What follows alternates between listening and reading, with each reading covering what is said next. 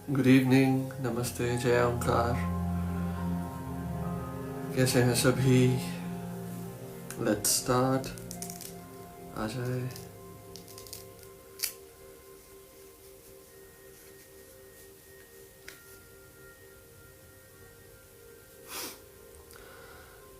नमस्ते सभी को।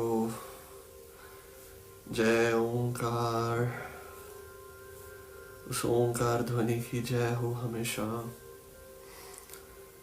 जो हर एक जगह विराजमान है, जो आदि अंत से, अनंत से, जुगाद से चलती आ रही, उसकी जय हो। बढ़िया है, नमस्ते। सब अच्छा है। आप सुनाइए, सब कैसे हैं? ठीक है?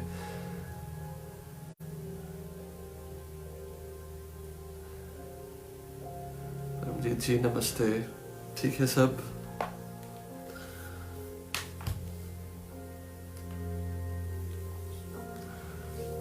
नमस्ते सभी को। नमस्ते नीलम जी, नमस्ते।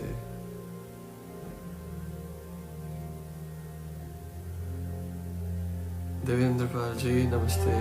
देव जी क्या हाल है?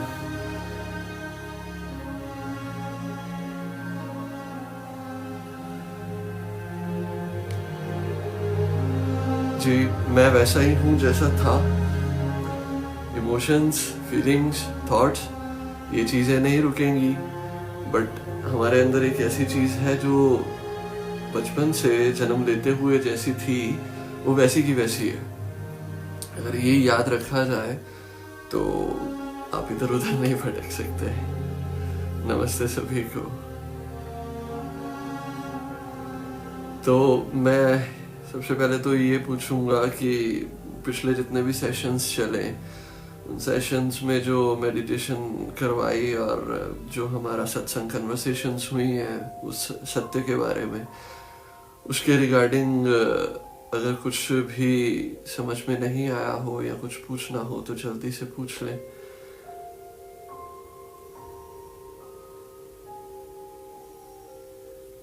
आज मैं कुछ छोटी छोटी और मेडिटेशंस लेके आया हूँ आप सभी के लिए, जिनको आप करें, आप रेगुलर अपनी रूटीन में उन चीज़ों को लेके आए तो बहुत बेनिफिशियल होगा।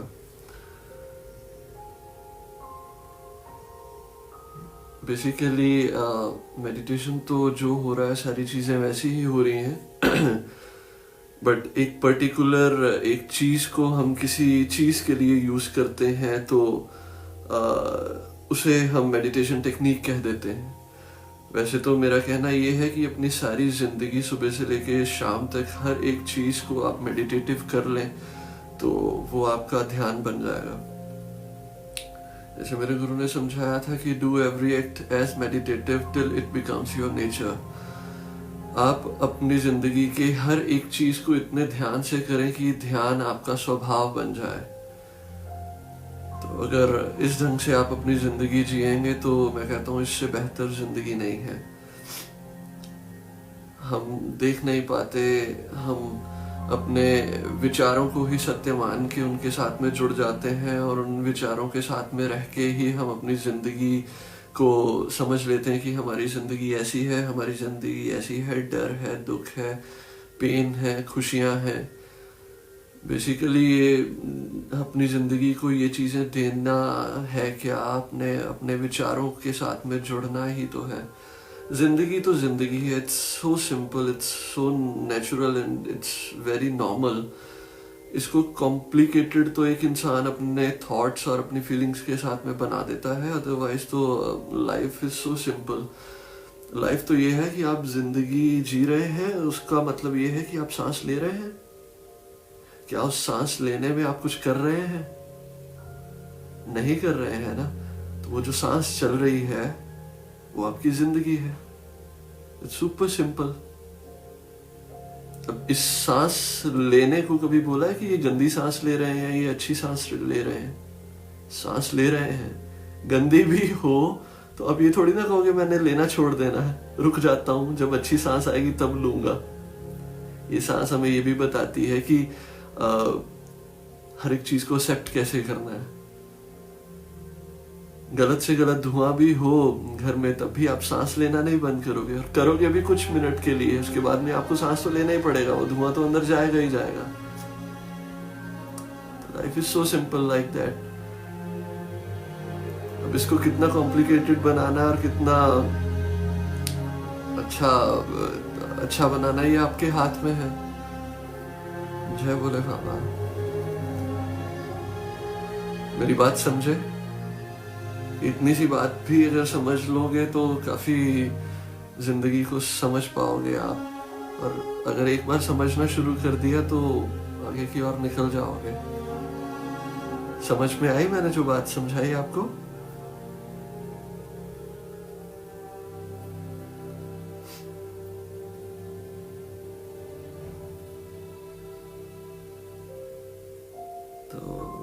स्टार्टिंग फेज आज मैं क्वेश्चन पहले पूछ लेता हूँ कि अगर कोई, मैंने आपसे बोला है कि पिछले सेशंस और उनमें कुछ आपके मन में हो डाउट या ऐसी कोई चीज है तो मुझे बताइए। रिस्पॉन्स किया करिए मुझे जब मैं पूछता हूँ कि आपको बात समझ आई, तो आप रिप्लाई किया करिए, क्योंकि हो सकता है कि मैं आपको अच्छे से नहीं समझा पा रहा हूँ, तो अगर आप बताएंगे तभी मैं उन चीज़ों को ठीक कर पाऊंगा।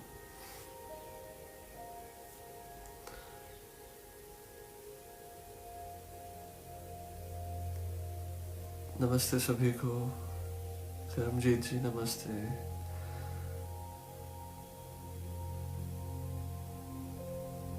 नमस्ते।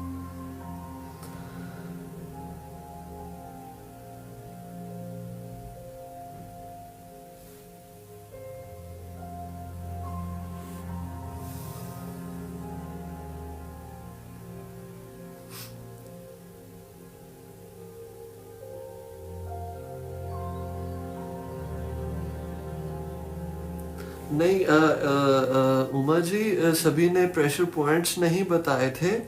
उन्होंने ये बताया था कि जब ये मेडिटेशन और इसमें गए हैं तो यहाँ यहाँ हमें थोड़ा सा वजन या थोड़ा सा स्टिफनेस या ये चीज़ें लगी हैं। बेसिकली उस चीज़ को मैं क्लियर कर देता हूँ। जब हमने नेवल को प्रेस किया, इट्स नॉट अपसाइड और डाउनवर्ड्स और लेफ्ट राइट, सिंपली नेवल को जब प्रेस किया तो जैसे मैं यहाँ पे हॉल में मेडिटेशन करवाता हूँ ना, वो लातेहान और त्राटक मेडिटेशन कैंडल वाली, तो उसके दूसरे चरण में मैं जब कहता हूँ कि अपने किसी भी फिंगर से अपना थर्ड आई को सेंसेशन और उसे मूव करें और रब करें, तो मैं एक चीज समझाता हूँ। तो इसका मतलब ये होता है कि आपकी पूरी बॉडी की जो एनर्जी है वो एक जगह पे इकट्ठी होनी शुरू हो जाए, क्योंकि हमारी स्किन जो है सेंसिटिव है। हम कहीं पे भी हाथ लगाते हैं तो हमें पता चलता है, वहां पे रिएक्शंस होते हैं, ठीक है। तो जैसे ही हम करते हैं या थर्ड आई पे या नेवल पे, तो एक बार एकदम से सारी एनर्जी वहां की ओर दौड़नी शुरू होती है, तो वो आपको हेल्प करती है। तो प्रेशर करना, आपको बताऊं, अगर माथे पे तिलक लगाना या अगर वो चीजें हैं तो वो है क्या? एक तो वो प्यूरिफिकेशन है, क्योंकि ये डोरवेज हैं जो मैंने बताया है सेशंस में। सेकेंडली कि जब आप तिलक लगा के ध्यान करने में बैठते हो तो वो जो गीलापन उसका और गीले गीले होते हुए वो ड्राई जब होता है तो स्किन जो स्टिफ होती है, तो आपका बार बार ध्यान वहां पे जाता है, वो सेंसेस काम करनी शुरू कर देती हैं। इस वजह से वो मैंने एक टेक्निक बताई थी कि इजी वे से हमारा ध्यान वहां पे चले जाए। मैं आपको बोलूं कि आपके शोल्डर के ऊपर अपना ध्यान लेके जाओ तो आप कौन से शोल्डर पूछोगे, तो मैं बताऊंगा कि आप अपने लेफ्ट शोल्डर के ऊपर यहाँ पे इस पॉइंट पे ध्यान लेके जाओ। तो जब मैं जोर से यहाँ पे करूंगा तो एक स्टिफनेस आएगी और आपका पूरा का पूरा ध्यान वहां पे एकत्रित हो जाएगा। That's the only way. तो आज की बात मैं शुरू करता हूँ। वो बात ये है कि कई बार डिस्कशंस होती हैं मेरे साथ में लोगों की, और उन डिस्कशंस में कई ऐसी चीज़ें सीखने को मिलती हैं। अगर वो मैं अकेला करता हूँ तो मैं उस एक्सपीरियंसेस को आपके साथ में शेयर करना चाहता हूँ। इसीलिए मैं किसी का नाम नहीं लेता कि उनको कोई ऐसी प्रॉब्लम ना आए, बट मैं वो एक्सपीरियंसेस शेयर करता हूँ, वो डिस्कशंस शेयर करता हूँ। रिसेंटली मेरी किसी से बात हो रही थी, तो वो मैंने उनसे पूछा कि ध्यान कैसे चल रहा है, तो उन्होंने बोला कि ध्यान ठीक है। जब हम करते हैं ध्यान, या उन्होंने कहीं और कोर्स वगैरह किए पहले, मेरे पास में भी वो आए, तो जब ध्यान किया तो उन्होंने कहा कि वो 10 दिन का जो उधर ध्यान किया किसी और जगह पे, तो 10 दिन बहुत अच्छे रहे, बहुत अच्छी सी टेक्निक्स मेरे सामने आई और वो एक्सपीरियंसेस बहुत अच्छे रहे। बट वही चीज आती है कि कहीं पे भी हम अगर ध्यान करते हैं, अगर आपके पास में आए, मेरे पास में आया, तो कहते वहां पे म्यूजिक था, रिलैक्सेशन हुई, बड़ा अच्छा लगा। कहीं और गए, वहां पे प्रवचन थे, कुछ देर के लिए अच्छा लगा। फिर कहीं तीसरी जगह गए, वहां पे कुछ प्रैक्टिकल किया गया, तो वहां पे भी अच्छा लगा। बट ये चीजें एक टाइम के लिए सीमित थी। उस टाइम के बाद में इसका असर जैसे कम होता जाता है। तो मेरा आंसर यही था और आज भी यही है, और अभी भी आपको यही चीज बताना चाहूंगा कि क्यों ये चीजें कम होती हैं। हम कहीं ना कहीं उस मेडिटेशन प्रोसेस को एक प्रोसेस समझ लेते हैं। हाँ, उस टाइम के लिए वो एक प्रोसेस है, पर हर बार एक टीचर ये समझाता है कि इस प्रोसेस को जब आप रेगुलरली करना शुरू कर दोगे तो ये आपकी जिंदगी का एक हिस्सा बन जाएगा। बट वो रेगुलरली करने के लिए हमें समय नहीं है, या कुछ और चीजें हो जाती हैं, या हम कहीं और चीजों में व्यस्त हो जाते हैं। तो धीरे धीरे वो हमारा जो ध्यान इधर उधर की ओर जाता है। तो जिस प्रोसेस में हम थे, वो प्रोसेस अभी गहन नहीं हुआ। कहते हैं ना कि बॉडी किसी भी चीज को अडॉप्ट करने के लिए 12 दिन, 21 दिन, 40 दिन, और ऐसे करते करते एक पैटर्न में जब हम रेगुलरिटी में आते हैं तब वो अडॉप्ट करती है। 40 दिन अगर एक मेडिसिन को भी खा ली जाए तो उसका मेडिसिन का असर भी कम होना शुरू हो जाता है, क्योंकि बॉडी उस चीज को एक्सेप्ट कर चुकी और रिएक्ट नहीं कर रही। इस वजह से बीमारी ठीक नहीं हो पा रही। तो कई बार धीरे धीरे उस दवाइयों में चेंज लाना पड़ता है। अब ये 40 दिन तो बहुत छोटा है। कई लोगों को साल साल के बाद में, ये जैसे जैसे टाइम इंटरवल बढ़ता जाता है, उनको चेंज लाने के लिए 6 महीने, साल, 3 महीने के बाद में कुछ चेंज करना पड़ता है।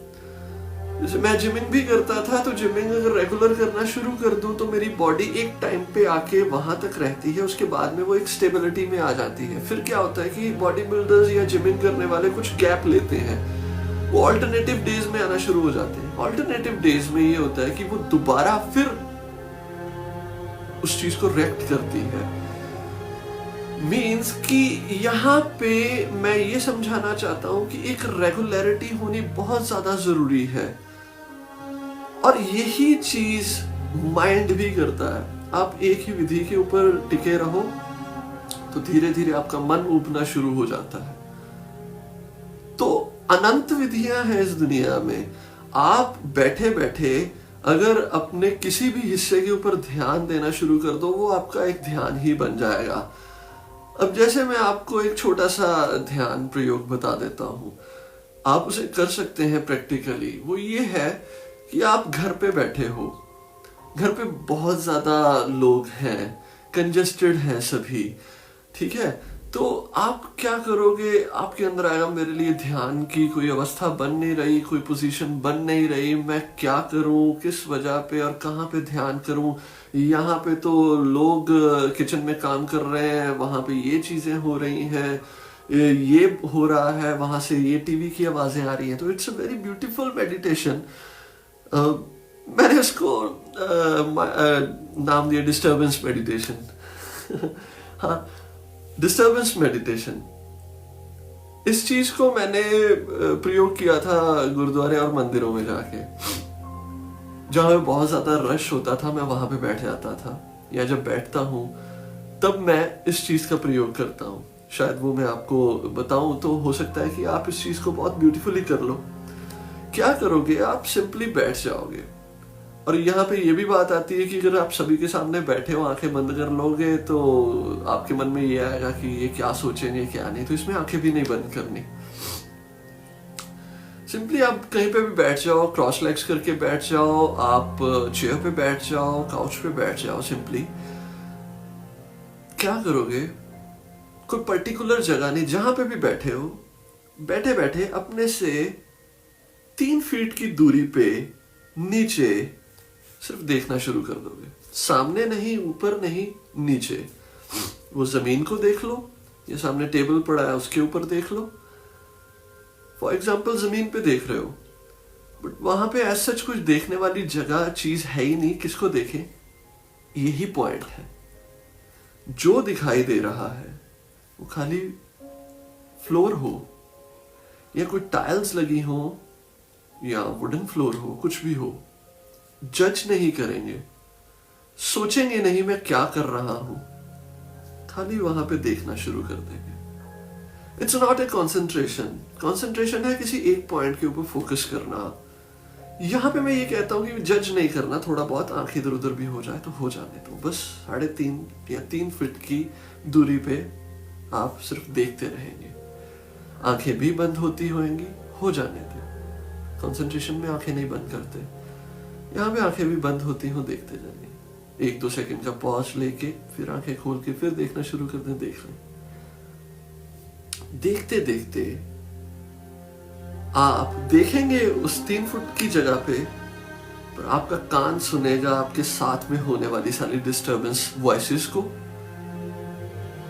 वो आपको कोई बुला रहा है, या कोई किसी को बुला रहा है, या टीवी पे कोई प्रोग्राम लगा है, या म्यूजिक चल रहा है, या गाने चल रहे हैं। आप सिंपली उसे सुनते जाएं गहरे में।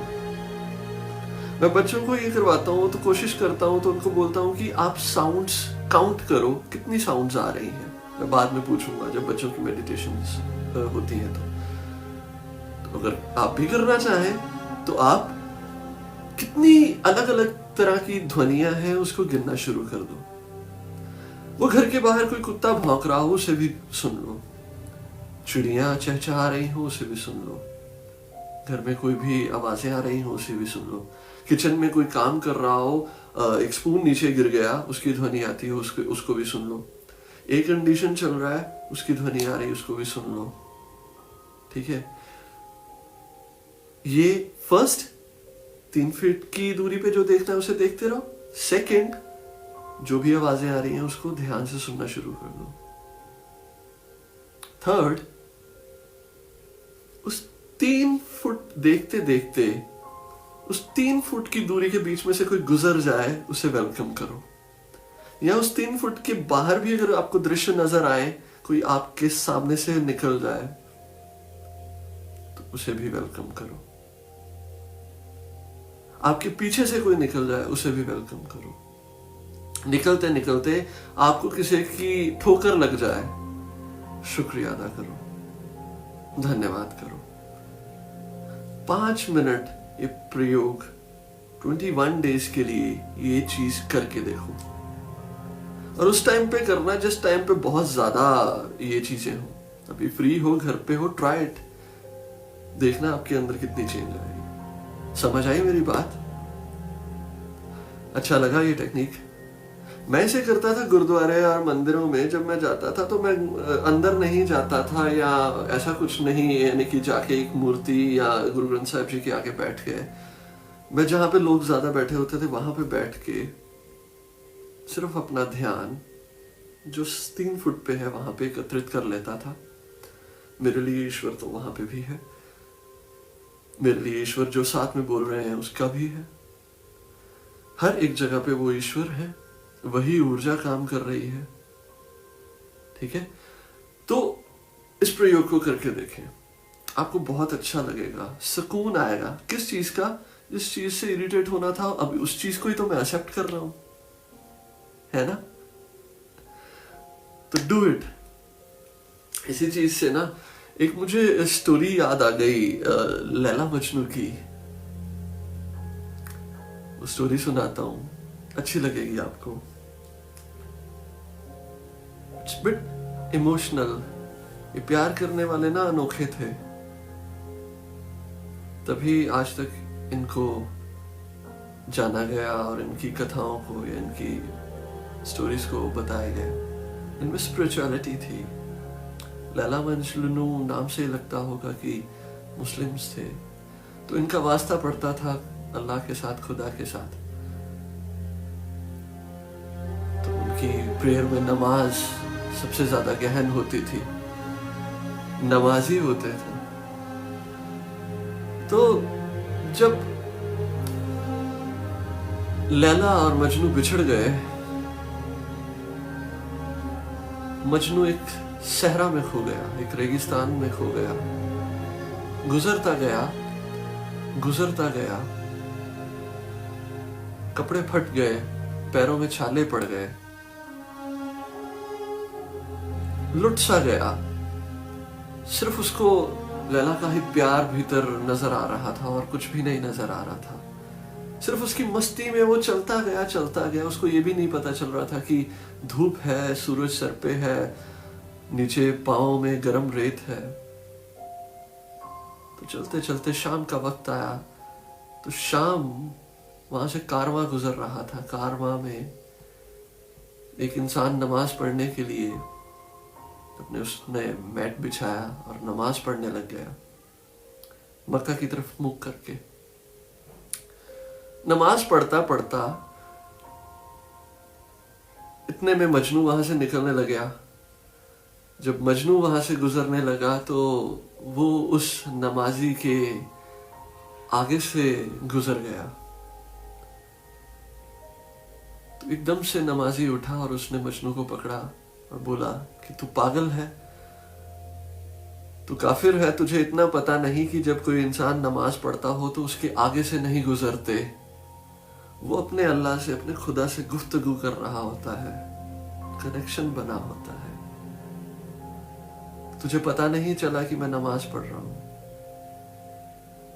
कहता शायद तेरे नमाज से मेरा प्यार ज्यादा अच्छा है। मुझे नहीं पता कि मेरी लैला कहां पे है, पर फिर भी मैं इतना प्यार से जुड़ा हुआ हूं उसके साथ। मुझे तू नहीं नजर आया, पर तुझे मैं नजर आ गया। तेरा कनेक्शन तो बन ही नहीं पाया था उस खुदा के साथ में। अगर बना होता तो शायद तुझे मैं नहीं दिखता। क्या हमारा ऐसा कनेक्शन है उस खुदा के साथ में, उस ईश्वर के साथ में, भगवान के साथ में? हम तो दुनिया में जो चीजें हो रही हैं, अपनी जिंदगी तो सुधर नहीं पाती, दुनिया को सुधारने चले हैं, उनको समझाने चले हैं। समझ आई मेरी बात? हम अपने ऊपर ध्यान दे तो वो ज्यादा अच्छा है।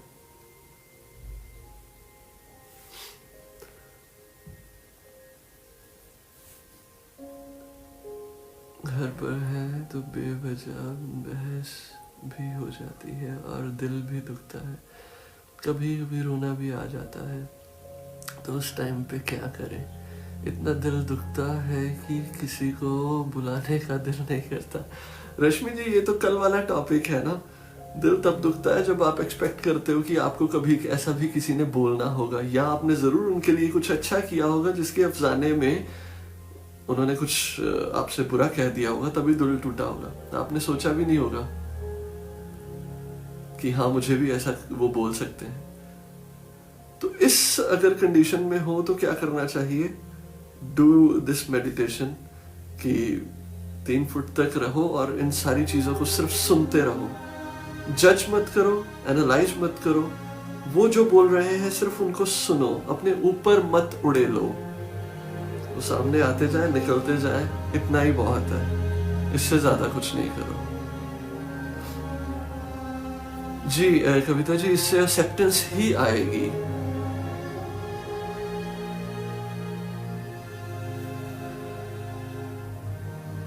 ये आजकल प्यार का बड़ा टॉपिक चल रहा है और प्यार में बहुत सारी चीजें आ रही हैं।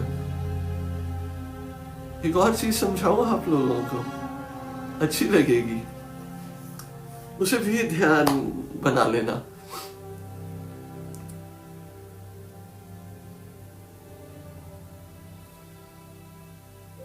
घर में या घर के बाहर चौखट में कोई पत्थर पड़ा होगा। जज मत करना कि ये अच्छा है, गलत है, ये तो तीखा है, ये तो बजरी है, ये तो कुछ है। कोई भी पत्थर जो आपको दिखाई दे, उस पत्थर को उठा लेना। उस पत्थर को उठा के अपने हाथ में रखना और अपने अंदर से उसे बहुत ज्यादा प्यार करने की कोशिश करना। गहरे से उसको प्यार भेजना, ठीक है? और उसी के साथ में प्यार में रहना, उसको प्यार करते रहना, रोज उस पत्थर को संभाल लेना, उस पत्थर को संभाल के रोज सिर्फ उस पत्थर को देखते रहना। और जब मन करे कि आपने प्यार करना है, उसको उठा के हाथ में रखना और अपने प्यार की वाइब्रेशंस उसको भेजना। मुट्ठी बंद कर लेना, इतना पत्थर लेना कि उसको मुट्ठी में आ जाए। आप देखना कि आपके हाथ में पल्सेशन जैसे पेट में हुई थी ना उस दिन, आपके हाथ में वो पल्सेशंस आनी शुरू हो जाएंगी। 3 दिन इस चीज को करना और चौथे दिन देखना, मैंने इसको इतना प्यार किया, इसने मुझे कब प्यार किया? इसने तो मेरे साथ में बात तक नहीं की। ये तो एक पत्थर है, यहां पे सिर्फ मैं ही प्यार करने वाली हूं। आगे से प्यार नहीं कर पाएगा ये पत्थर, ना आपको खाना कमा के दे देगा, ना आपको पैम्परिंग करेगा, कुछ भी नहीं करेगा ये पत्थर। फिर देखना कि आप मीन हो, आप उस पत्थर को छोड़ दोगे या उस पत्थर को अभी भी पकड़ के रखोगे, या सारी उम्र उस पत्थर को रखोगे। अगर सारी उम्र रखने के लिए आप तैयार हो गए और संभाल लिया, तो समझ लेना आपका प्यार सच्चा है, क्योंकि आपने उससे प्यार किया जिससे आपने रत्ती भर भी, एक राई के दाने जितना भी नहीं एक्सपेक्ट किया।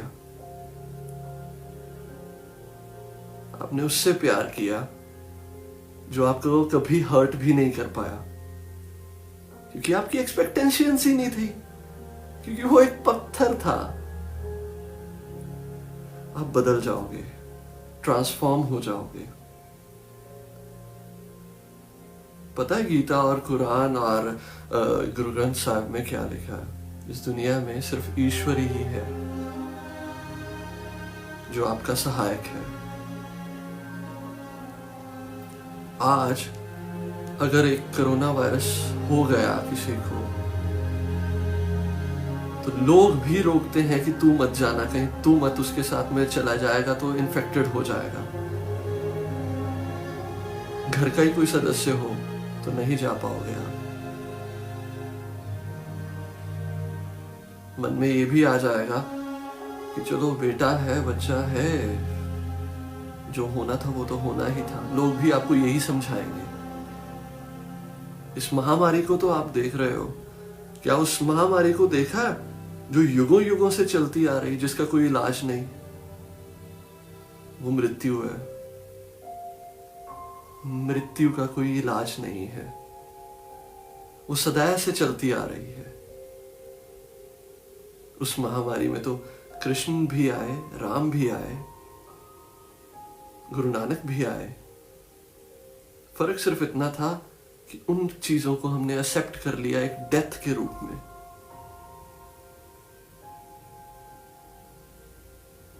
ठीक है, चलो अब आपके क्वेश्चंस का टाइम हो गया। अभी मैंने आपको 2 टेक्निक्स दी हैं, एक तो 3 फीट वाली डिस्टर्बेंस मेडिटेशन, एक रॉक वाली। करना आप इसको, ठीक है? और अब किसी ने कुछ पूछना हो तो बताइए।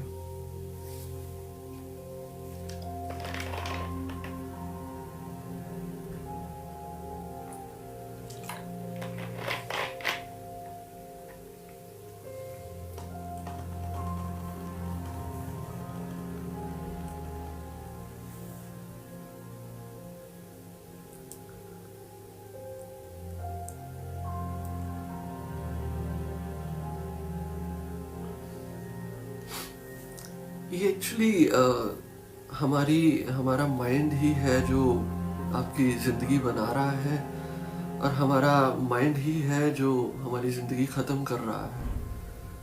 जिंदगी खुशी से जीना भी हमारा माइंड ही कर रहा है, और दुख से जीना भी हमारा माइंड ही कर रहा है।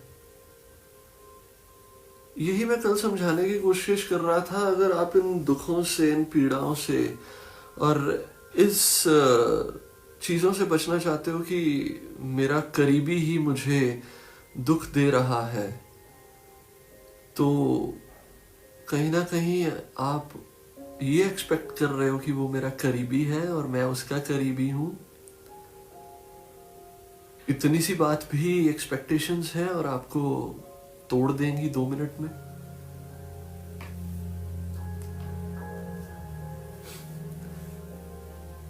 ठीक है, अब आप बताइए, कुछ कोई बात करनी हो, कोई क्वेश्चंस हो।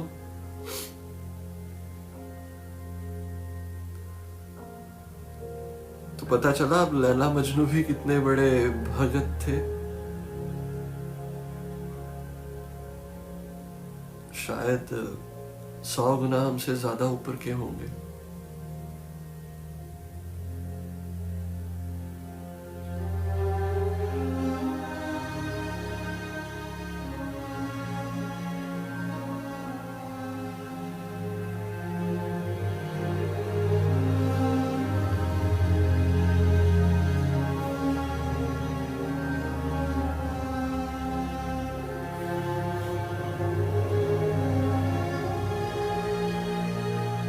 हाँ, सच में सोच के तो देखो कि मौत का कोई इलाज है।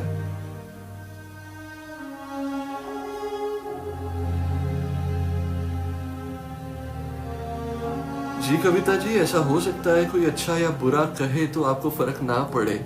फर्क तब तक पड़ेगा जब तक आप उनके कहने के साथ में जुड़े हुए हैं। चलो एक और एग्जांपल देता हूं। आप बाहर से गुजरते हो और दूर से एक बंदा निकलता आ रहा हो, वो आते ही आपको गालियां देना शुरू कर दे, पर आपको ये पता चल जाए उसके व्यवहार से, उसके कपड़ों से और उसके पहरावे से कि मुझे ये पागल लग रहा है। वो आपको गंदी गालियां दे दे, आपके सर पे लठ भी मारने को दौड़े, आप डरेंगे, पर आपके अंदर से कभी ये आएगा कि इसने गलत किया? क्या दोबारा सोचोगे इस चीज के बारे में कि इसने गलत किया? नहीं, आप ये सोचोगे कि ये तो पागल है, ये और कर भी क्या सकता है, ये गालियां ही दे सकता है, ये मार ही सकता है, इससे ज्यादा कुछ नहीं। आपके दिल पे इम्पैक्ट नहीं पड़ेगा इस चीज का। समझते हो इस बात को? क्या पड़ेगा? आज से कभी ऐसा हुआ है? मेरे साथ तो हुआ है, कई पागलों के साथ में टक्कर हुई है मेरी। सामने से आते हैं तो मन में नहीं पता चलता कि उस चीज की घृणा हम रखते ही नहीं, गुस्सा रखते ही नहीं, ये कह के पीछे कर देते हैं, यार वो तो पागल है। पर हम यहाँ पे घर वालों को पागल कह देंगे तो आपका लठ मार देंगे। यहाँ पे सिर्फ इतनी बात समझो, अगर कोई आपको गुस्से से, कोई आपको गालियां दे रहा है, वो पागल नहीं, वो बीमार है। वो शारीरिक तौर से बीमार ना हो, मानसिक तौर से बीमार है। आपका बच्चा बीमार हो जाए ना, या आपके पिता या आपके माता बीमार हो जाए, वो वॉमिट कर दें, तो क्या आप उस वॉमिट की वजह से छोड़ के भाग जाओगे कि नहीं नहीं मुझसे तो ये घिन काम नहीं होगा? उनको वहीं पे छोड़ के भाग जाओगे? क्या करोगे? कपड़ा लाओगे, उसे साफ करोगे ना। यही कहोगे ना कि वो बीमार है, करना पड़ेगा। मेरे बुजुर्ग भी थे, उन्होंने भी, मेरे दादा चाचा थे, साथ में रहे, मेरे बहुत बीमार रहे, उनकी भी यही कंडीशंस थी, तो क्या उनको छोड़ के भाग गए हम? नहीं। यही कहा ना कि बीमार है, जब ठीक हो जाएंगे तो ठीक हो जाएंगे। मुंह से निकले हुए बुरे वचन, मुंह से निकली हुई गुस्सा, नफरतें, ये मानसिक बीमारी की ही वमन है। ये वॉमिट्स दिमागी हैं, तो उनके साथ में रहना चाहिए। सिर्फ इतना कि ये मन में ना आए, वो खिजे हुए हैं किसी और वजह से, फिर क्या हो गया, कह दिया। अगर एक बंदा ये चीज सीख ले और एक एक करते हुए यही अंदर बसा लें कि फिर क्या हो गया यार, उसने कह दिया है तो कोई बात नहीं, वो अंदर से परेशान है, अंदर से बीमार है, कोई दिक्कत नहीं, मैं सफाई कर दूंगी, मैं इस वॉमिट के छींटे अपने ऊपर नहीं लेके घूमती फिरूंगी, तो आप बिल्कुल ठीक हो जाओ। समझे?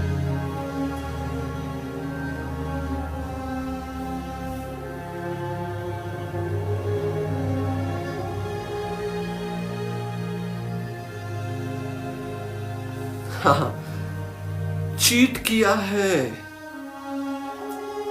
चीट ही किया है, बट आज आपके पास में आंखें हैं जो मुझे देख पा रही हैं, सुनने के लिए कान है, आपकी खुद की जिंदगी है। क्या उस चीटिंग की वजह से आप इतने ज्यादा गिर गए हैं कि आप दोबारा खड़े नहीं हो पाए? सिर्फ उस चीटिंग के इंप्रेशन को अपने अंदर रख के अपनी जिंदगी को जी लेना, आप अपनी जिंदगी को चीट कर रहे हैं। उस इंसान ने तो आपको चीट किया, आप उस चीटिंग के इंप्रेशन को अपने अंदर रख के अपनी जिंदगी को चीट कर रहे हैं। है क्या सिर्फ विचार ना, नफरत है ना।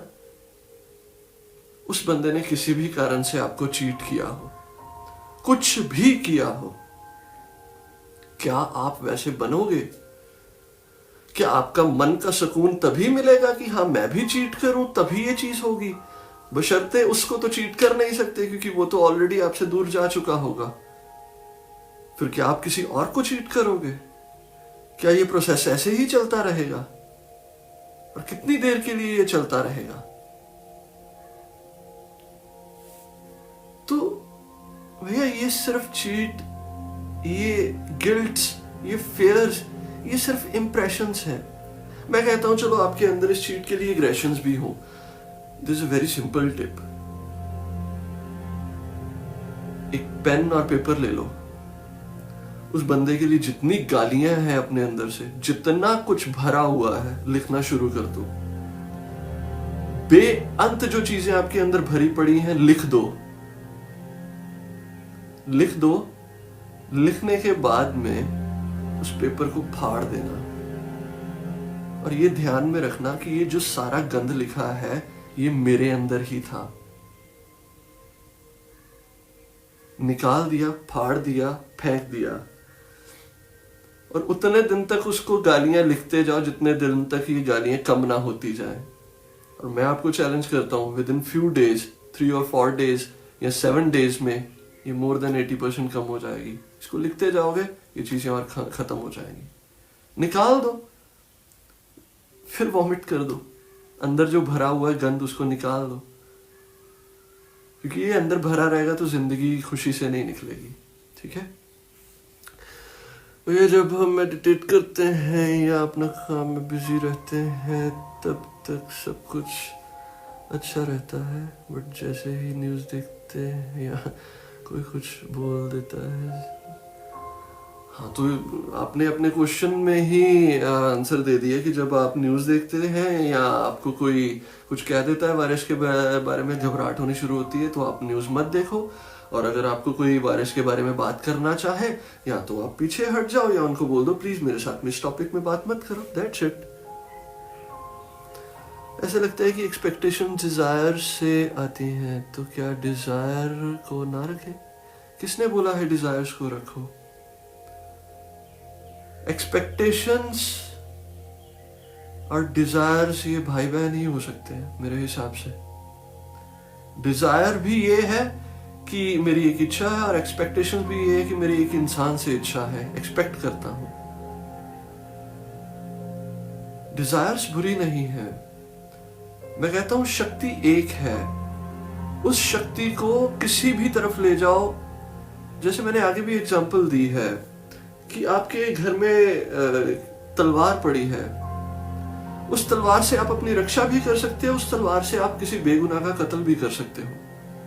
तो डिजायर, आप किसी ऐसे इंसान जहां से आपको दुख मिलता हो या किसी ऐसी चीज जहां से आपको दुख मिलता हो या कोई ऐसी सिचुएशन जहां से आपको दुख मिलता हो, वहां से डिजायर्स को निकाल के ईश्वर की तरफ लगानी शुरू कर दो।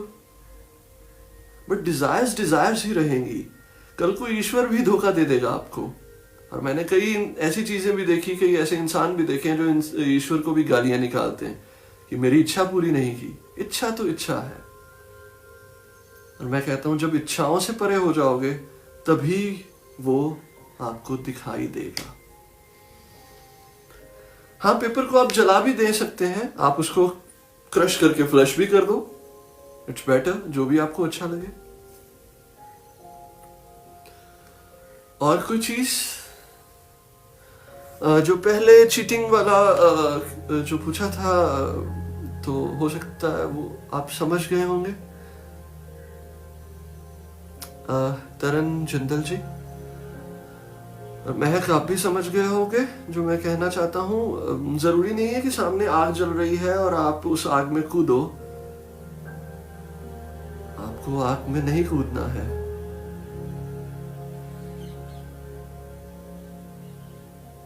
हाँ, आप जला सकते हैं। मैं तो नॉर्मली कहता हूं कि आप जला दीजिए उसे और उसे जलते हुए देखें।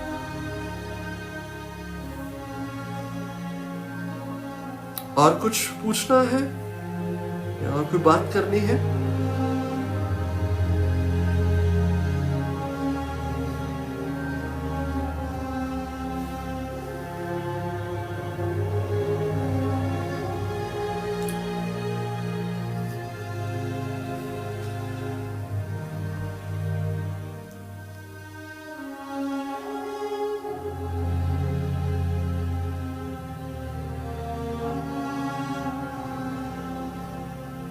चले, शायद कोई क्वेश्चन नहीं हो।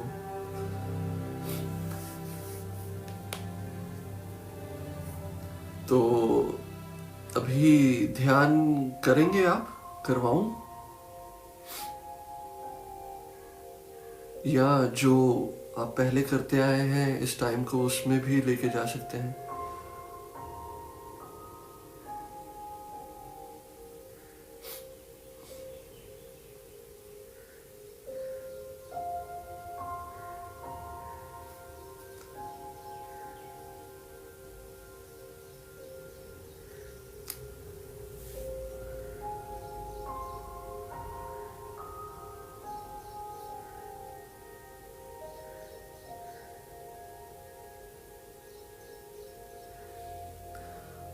तरन जिंदल जी, आपका कहना है कि ये चीजें आपने ट्राई की है, बट थोड़ी देर ठीक रहता है, बट वापस फिर वो चीजें आ जाती हैं। इसका सिंपली मतलब इतना है कि जब आपने ट्राई किया, उस ट्राई को आप सक्सेसफुली नहीं कर पाए। फॉर एग्जाम्पल, मेरे घर में कचरा है, मैं जब कचरे को बाहर फेंकने जाऊंगा तो क्या मैं उस कचरे को इंस्टॉलमेंट्स में या थोड़ा थोड़ा फेंकूंगा, या सब कुछ फेंक के हाथ झाड़ के वापस आ जाऊंगा? और कितनी बार उस कचरे के बारे में मैं सोचूंगा कि मैंने कचरा क्यों फेंका, और इस कचरे ने मेरा घर गंदा किया हुआ था, और इस कचरे की वजह से मेरे घर में गंदी महक आ रही थी। कितना सोचूंगा? नहीं सोचूंगा। मैं जब कचरे को फेंक के आऊंगा तो शायद ही आज तक कोई ऐसा इंसान हो जो घर के कचरे को फेंक के और उसके 1 घंटे तक उसे सोचता रहा हो कि हाय, मैंने कचरा क्यों फेंक दिया, उस कचरे ने तो मेरा घर गंदा किया हुआ था, उसको तो मैंने और सजा देनी थी, उस कचरे को तो मैंने और काटना था, उस कचरे को तो मैंने और जला देना था। कितना बार सोचा है? ये ना ऐसे छोड़ना है, धीरे धीरे छोड़ना नहीं है, छोड़ देना है और हाथ खाली करके वापस आना है। तब ये चीज दोबारा अपने आप चल के वापस नहीं आएगी। समझे मेरी बात को, जो मैं समझाना चाहता हूं? हम थोड़ा छोड़ते हैं, हम ये छोड़ते हैं कि चलो मैंने निकाल दिया, पर यार फिर भी गलत तो किया था उसने मेरे साथ में। ये इतनी सी चीज ही उसे वापस ले आती है। छोड़ दिया तो छोड़ दिया। आज तक कितने ऐसी चीजें हुई होंगी आपके साथ में जो आपने दोबारा नहीं सोची, छोड़ दी ना उनको, इनको भी छोड़ दो। और अगर वास्ता रखना है तो एक्सेप्ट कर लो, अपने अंदर ही घुलते रहो।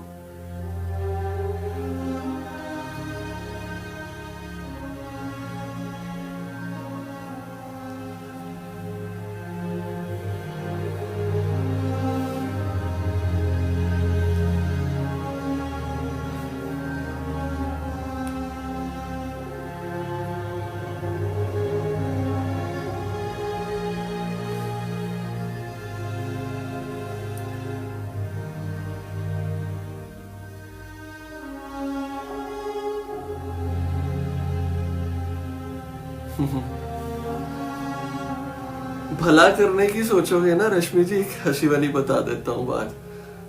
अगर ये बोलोगे ना कि चलो जिसने हमारे साथ गलत किया उसका भी भला हो, तो ये अंदर से एक ईगो को ही रेस करता है। और आप 50 बार इधर उधर बोल दोगे, देखो मेरे साथ उसने इतना गलत किया, मैंने फिर भी उसको बोला कि तेरा भला हो, फिर भी वो बंदा जानबूझ के मेरे साथ में ये गलतियां करता है। छोड़ दो, ना भला ना बुरा, जस्ट लीव इट।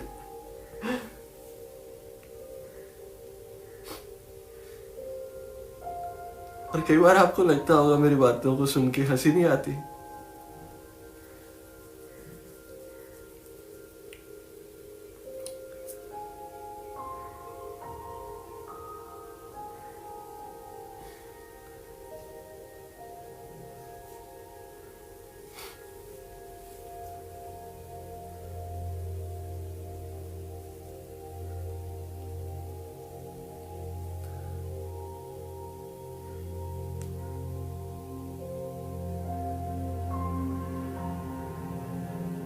चलिए अब ध्यान करेंगे, तो 1-2 मिनट के लिए अपने आप को रिलैक्स कर लें। जहां पे भी बैठे हैं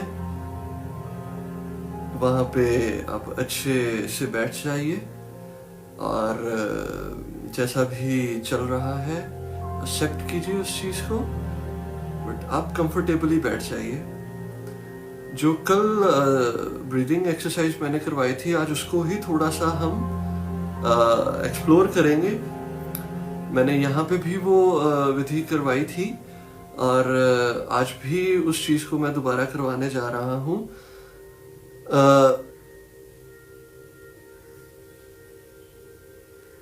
उस चीज को, उस मेडिटेशन को करने से, ये बिगिनर्स मेडिटेशन है, आप इस चीज को करते करते बहुत अच्छे से उस अवस्था तक पहुंच जाएंगे जहां पे आपके थॉट्स बहुत थोड़े रह जाएंगे और एक ठहराव आ जाएगा आपके भीतर। आप रुक जाएंगे कुछ पल के लिए। तो वही चीज मैं करवाना चाहता हूँ। तो उसके लिए आप प्रॉपरली बैठ जाए कुछ 2 मिनट के लिए। 2 मिनट बैठने के बाद में मैं उस चीज को, उस विधि को करवाऊंगा। आराम से बैठ जाए। मोबाइल फोन्स अब अपने हाथ से, या जो भी आप जिससे भी कन्वर्सेशन हमारी हो रही है उसको आराम से रख दें। काउच पे बैठना हो काउच पे बैठ जाए, जमीन पे क्रॉस लेग्स, जैसा भी आपको अच्छा लगे आप उस तरीके से बैठ जाए।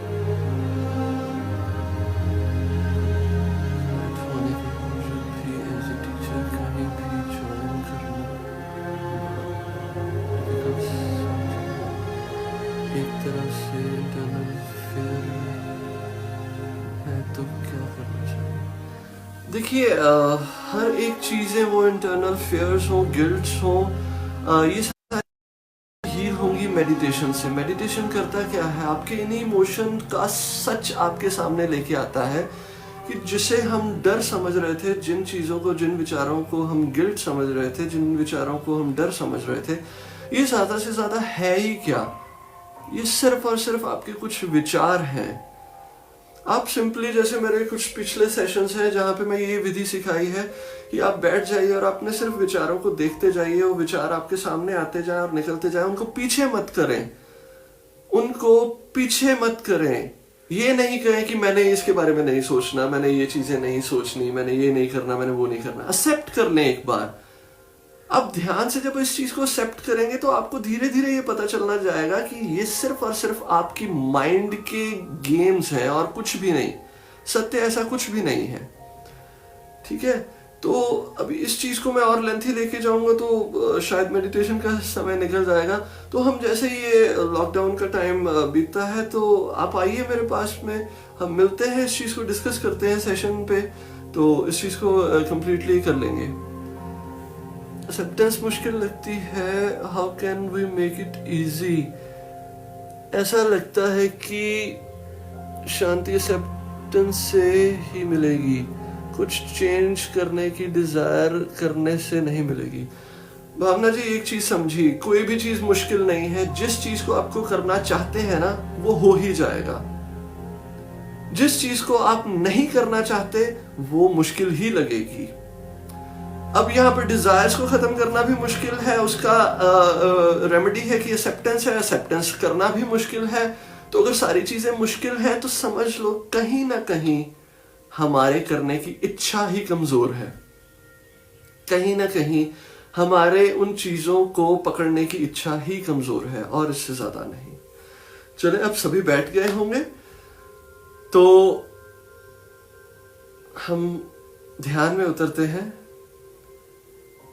और जो डिटेल्स रह गई हो वो क्वेश्चन मुझे इस सेशन के बाद में भेज दें, मैसेंजर पे टेक्स्ट कर दें, तो अगले सेशन में मैं बात ही वहीं से शुरू करूंगा कि सभी की बातें कंप्लीट हो जाएं, क्योंकि 1 घंटे में सभी बातें कंप्लीट होनी मुश्किल हो जाती हैं। चलें अब रिलैक्स करें, शांत रहें, जहां पे भी बैठे हैं बैठ जाएं, आंखें बंद करनी हो कर लें, और ये मत करें कि आंखें बहुत जोर से बंद करें, हर एक चीज को बिल्कुल रिलैक्सेशन से करें।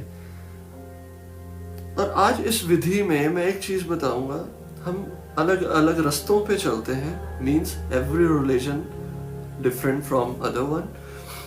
तो हर एक के अपने अपने धर्म है, उस धर्म के अनुसार गुरुओं ने, भगवान ने, ईश्वर ने ग्रंथों में, वेदांत में जो भी मंत्र उच्चारण दिए हों, वो चाहे गायत्री मंत्र हो, वो चाहे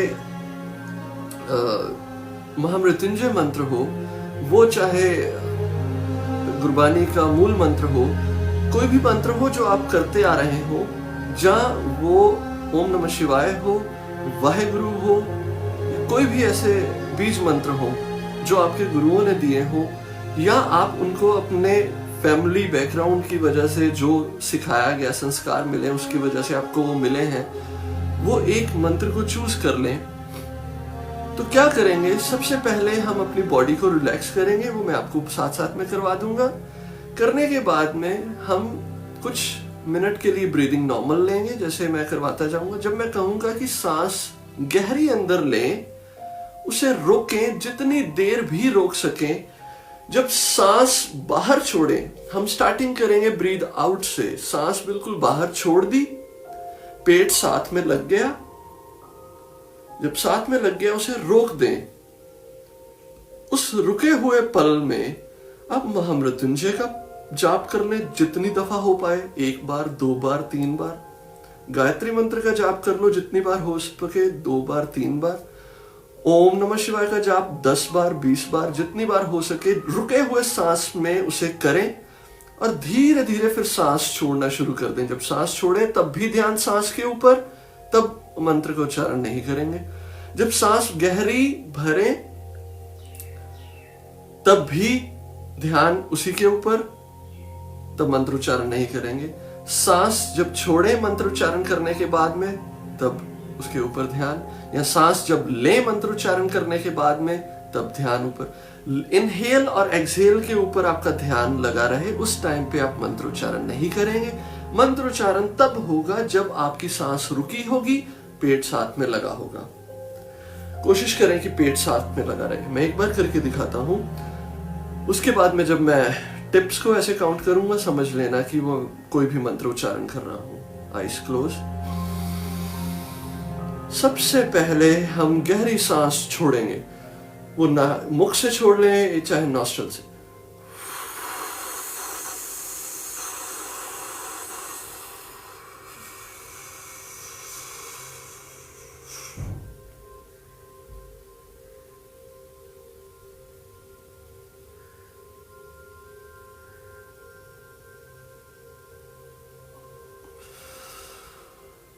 सांस अपने आप अंदर आने दें, लेने की तो आपको जरूरत पड़ेगी ही नहीं। उस टाइम पे सांस अपने आप आएगी। आप सांस जब छोड़ेंगे तो इतनी लंबी और गहरी छोड़ दें कि आपको पूरा ध्यान आए। अपना मंत्र उच्चारण मन में करें, उसके बाद में सांस अपने आप जब अंदर आए तो उसको भी फील करेंगे। चले, आंखें close, eyes close, body relax. आपका शरीर आपके कहने पे है, आप जैसे जैसे उसे कहते जाएंगे वो वैसे वैसे रिएक्ट करता जाएगा। आप शरीर को कहेंगे कि वो ढीला हो जाए, रिलैक्स हो जाए, तनाव मुक्त हो जाए, तो कहीं पे भी कोई भी तनाव होगा वो मुक्त होते जाएंगे। आंखें बंद होंगी आपकी, ध्यान अपने पांव के ऊपर ले आएंगे।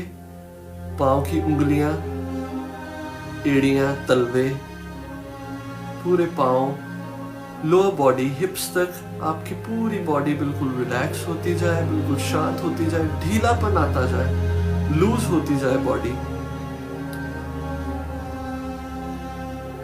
उसके बाद में स्टमक के ऊपर, पेट के ऊपर आपका ध्यान आ जाए, पेट भी ढीला होता जाए, बिल्कुल भी तनाव ना हो, ढीला से रिलैक्स करें। चेस्ट, बैक, पूरी स्पाइन बिल्कुल रिलैक्स हो जाए। शोल्डर्स तने हुए ना हो, ढीले हो जाए, रिलैक्स। बॉडी बिल्कुल ढीली, हाथ बिल्कुल ढीले पड़े हो, जैसे पड़े रहे, मुद्रा कोई ना बनाए। बॉडी को बिल्कुल रिलैक्स होने दें, अपनी बाजुओं को बिल्कुल रिलैक्स होने दें। गर्दन के ऊपर ध्यान आ जाए, बिल्कुल रिलैक्स होने दें। चेहरे के ऊपर ध्यान आ जाए, आपके जॉज सबसे पहले ढीले हों, जॉज बिल्कुल relax, cheeks relax, nose, ears, forehead, eyes के कॉर्नर के मसल्स, आउटर और इनर कॉर्नर के मसल्स बिल्कुल रिलैक्स। आईब्रोज बिल्कुल रिलैक्स, अपने आप शांत होने दें। फोरहेड बिल्कुल रिलैक्स,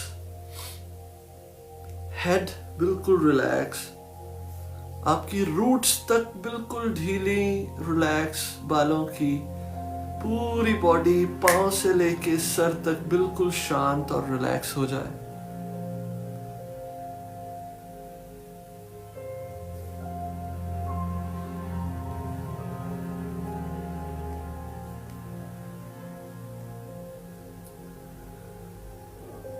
सांस के ऊपर ध्यान आ जाए, नॉर्मल सांस जो चल रही हो उसे चलने दें।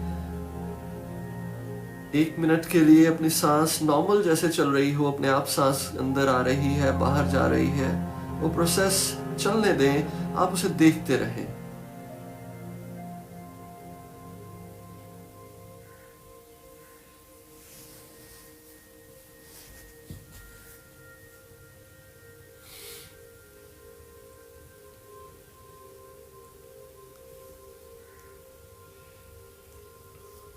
सिर्फ ब्रीदिंग को देखते रहें। हर एक सांस जो भीतर और बाहर जा रही है आपके शरीर को और ज्यादा हल्का, लूज, रिलैक्स, शांत करती जा रही हो।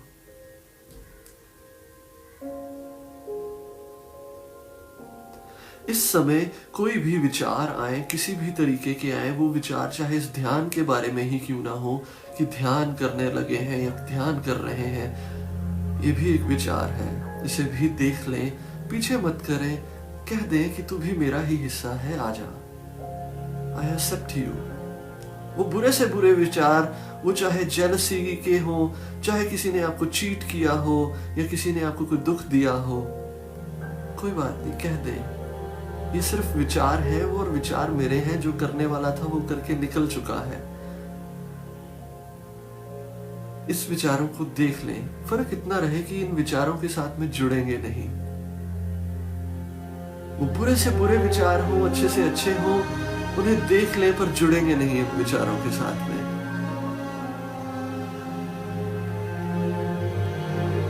देखें, वेलकम करें।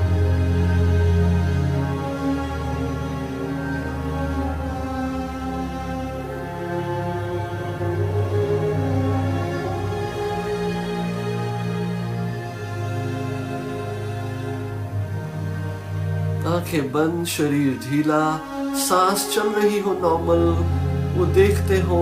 देखते देखते अगर विचार आ जाए तो विचारों को देख लें, विचार फिर मिट जाए, फिर चले जाए, फिर सांस को देख लें।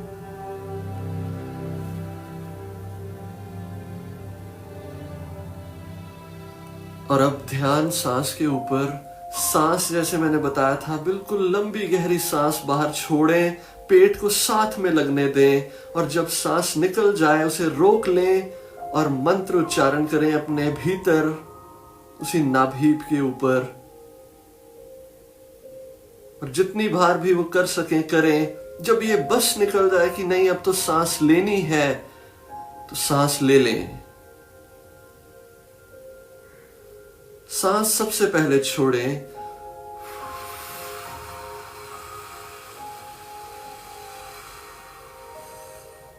पेट साथ में लग जाए।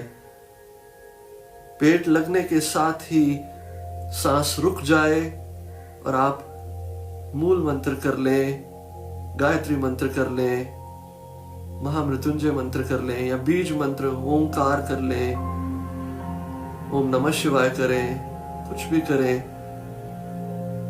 और जब लगे कि अब सांस लेनी है तो एकदम से सांस को अपने आप अंदर आने दें।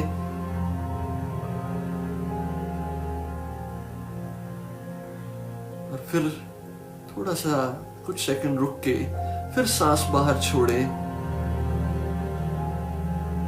इसी प्रोसेस को दोहराते रहें जब तक मैं ना कहूं।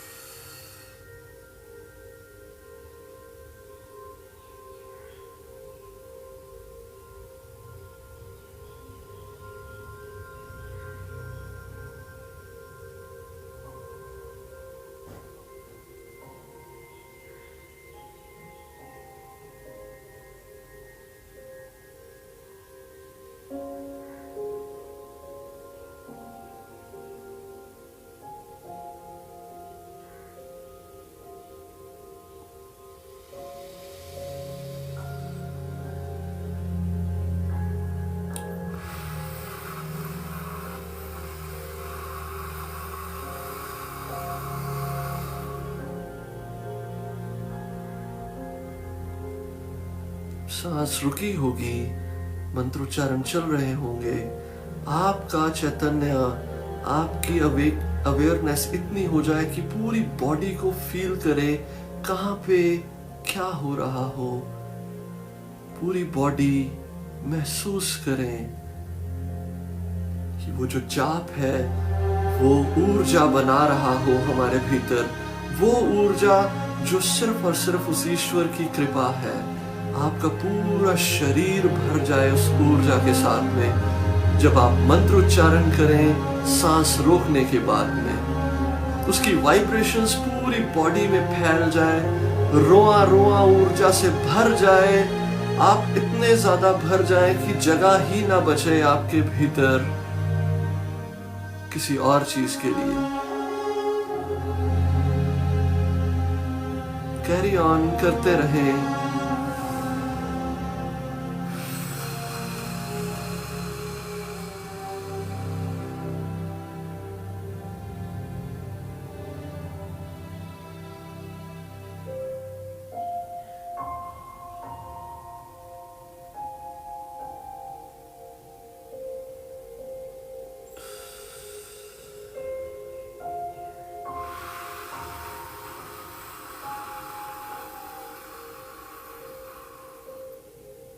जितना लंबा रोक सके, जितना लंबा सांस रुक सके, उतना ही ज्यादा इफेक्टिव है।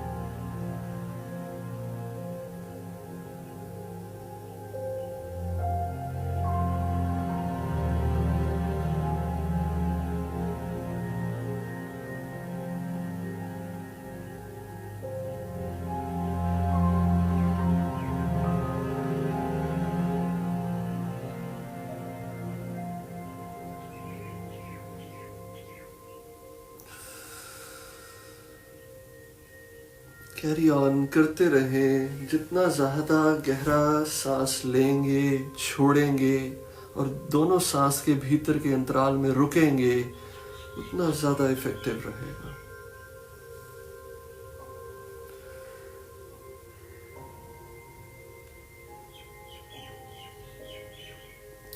अब आखिरी बार इस प्रोसेस को करें और अपनी सांस को नॉर्मल करें। इस प्रोसेस को जितना चाहे लंबा कर सकते हैं, पर अभी के लिए मैंने आपको ये चीजें बताई। अभी आंखें नहीं खुलेंगी। उस भगवान का ध्यान करें, उस ईश्वर का, अपने गुरु लोगों का ध्यान करें, उसका धन्यवाद करें। धन्यवाद करने के बाद में अपने भीतर का धन्यवाद करें।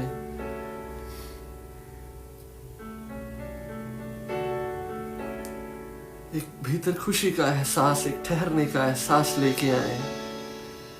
ईश्वर का धन्यवाद करें, भगवान का धन्यवाद करें, अपने आप का धन्यवाद करें। मैं आप सभी का धन्यवाद करता हूँ। दोनों हाथों को रब करेंगे, गर्म होने दें अपने हाथों को, चेहरे पे रखेंगे और धीरे धीरे आंखें खुलेंगी। हाथ ऐसा लगे जैसे ईश्वर ने ही हाथ रख दिया हो।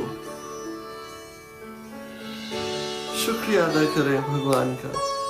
इस प्रोसेस को इसके बाद में जितना लंबा करना हो आप करके बैठ सकते हैं।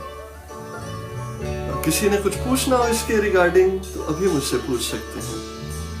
ये आखिरी चरण है, उत्सव का चरण। उस भगवान का धन्यवाद करें, शुक्रिया अदा करें, अपने आप का धन्यवाद करें। स्माइल हो चेहरे पे, खुशी हो, प्यार हो। और भूल जाए आज किसी ने चीट किया, भूल जाए किसी ने आपको डांटा, सिर्फ एंजॉय करें। भूल जाए आपके अंदर कोई डर है, वो सब गई गुजरी बातें हैं। अभी इसी मोमेंट क्या करना है, खुश होना है तो स्माइल कर दें, खुश हो जाए।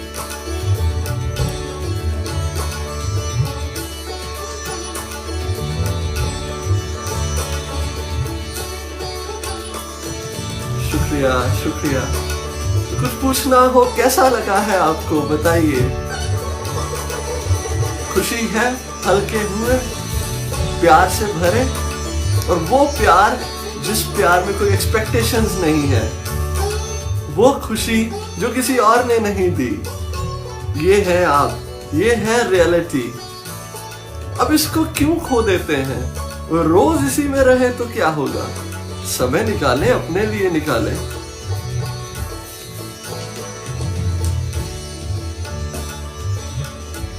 खुश हो जाइए, बताइए कैसा लगा।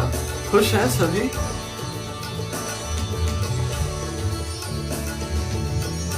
अगर इस विधि को आप समझ गए हैं तो इसको बाद में दोबारा करें, जितना भी लंबा कर सकते हैं। थैंक यू सभी को। ये म्यूजिक सुने, ये भी राग है, राग हंस ध्वनि, खुशी का राग है।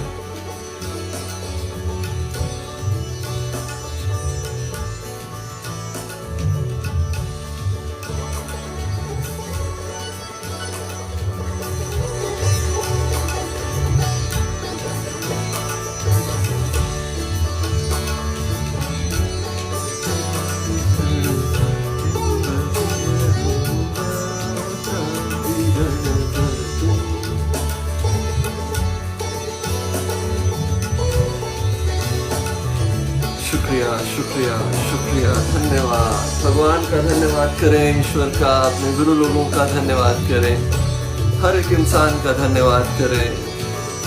जिसने दुख दिए उसका भी धन्यवाद करें। अगर दुख ना मिले होते तो आज इतनी खूबसूरत ध्यान नहीं मिलता आपको।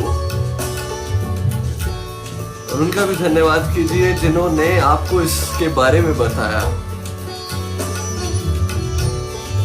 उनका भी धन्यवाद कीजिए जिन्होंने आज आपको इस 4 बजे के सेशन के साथ में जोड़ा। खुशियां जितनी बांटेंगे उतना ही भरते जाएंगे। प्यार बांटेंगे तो उतना ही भरेंगे। और ये ध्यान रखें, वापस लेने की उपेक्षा मत करें। खुश रहें। I'm not able to come to your center to do meditation, but now I enjoy that. Thanks. हविंदर Kaur ji, बस एंजॉय कीजिए, जरूरी है आना कहीं पे।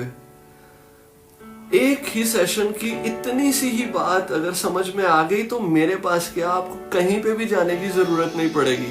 क्यों भागना है? इतनी सी बात पकड़ लो, घर पे बैठो, एंजॉय करो।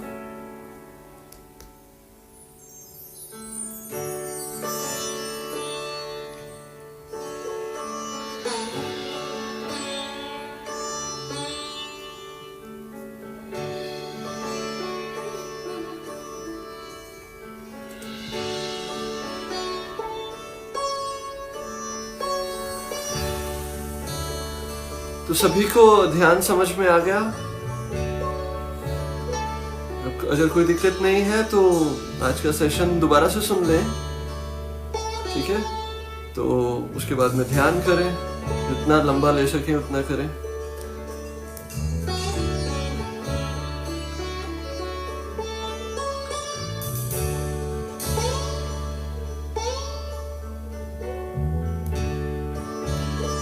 दुनिया की फ्रीडम हमें कैद कर देती है और भगवान की कैद हमें फ्रीडम। पहली बात तो ये है कि कैद और फ्रीडम जैसी कोई चीजें बाहर की नहीं है। ना भगवान हमें कैद करने को है और ना दुनिया ने भी हमें कैद किया हुआ है। दुनिया की फ्रीडम क्या, बेसिकली फ्रीडम है क्या? फ्रीडम कहीं बाहर नहीं है, फ्रीडम आपके अंदर है, फ्रीडम आपके भीतर है। आपके डाउट्स, आपके विचार जिस दिन ये खत्म हो गए, आप हर जगह से फ्री हो जाएंगे, समाज से भी और अध्यात्म से भी। कई तो भगवान को भी कैद बना के बैठे हुए हैं। मैं तो उनको भी कहता हूं कि छोड़ दें। आप जैसे हैं बहुत अच्छे हैं, खूबसूरत हैं, अपनी जिंदगी में यही है। यही बातें हम अपनी जिंदगी में लाके कॉम्प्लिकेटेड कर देते हैं। फ्रीडम अपने विचारों से लें। जब अंदर से फ्री हो गए ना, कोई भी आपको कैद नहीं कर पाएगा। चलिए, खुश रहें, हंसते रहें, प्यार बांटते रहें और ध्यान करते रहें, ध्यान में रहें। शुक्रिया, टेक केयर।